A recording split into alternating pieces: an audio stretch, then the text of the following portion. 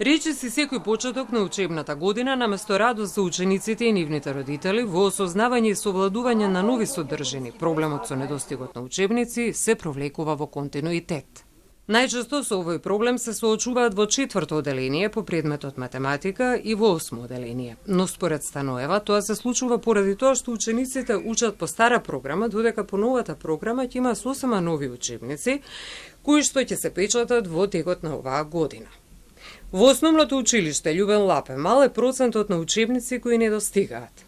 Сите училишта беа навремено известени крајот на април и почетокот на мај да го информираат Министерството за образование и наука во рок од 3 недели да направат список што им недостасува, воедно и за бројот на оштетени учебници. Но кои се причините поради кои проблемот со учебниците и неговото решение е лет во место? Конкретно, јас сега да кажам, министерот е виновен, не е виновен. Директорот е виновен, јас сум во менаџерскиот тим, нели? Може би сме имале некои пропусти.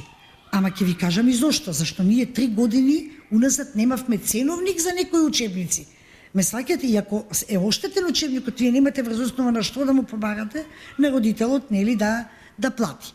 Сега, ќе бидам исто и отворена, некогаш и ние, сакајки да стишиме работата во училиштата, да нели ескалира проблемот со родители, со деца, мораме да балансираме. Знаете како е во училиште, па велиме добро, ајде не е толку оштетен учебникот, па нешто ќе залепиме, па некаде ќе прогледаме низ прсти, и велам дека тоа не е точно. Мислам дека не е правилно. Затоа секоја оштета и се она што потпишал родителот треба да се почитува. Тоа треба да важи за сите директори, додава Станоева. Според министерката Јаневска, училиштата треба да им ги отпечатат учебниците, да им ги дадат на родителите, бидејќи тоа не го сторила во предвидениот рок, дури и во ситуации во кои бил продолжен рокот и повторно самите училишта тоа не го сторила.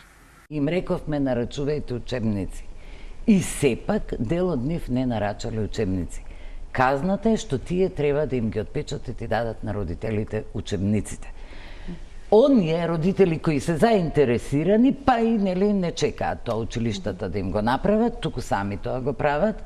Дополнително еве само како информација, да, издавачките куќи имаат право 10% од учебниците да ги пуштат во слободна продажба по истата цена со закон утврдено по која што ја откупил МОН. Дополнителен проблем за кој вреди да се размислува, согласни се и училиштата и надлежното министерство, е начинот на кој се чуваат книгите и односот кон истите.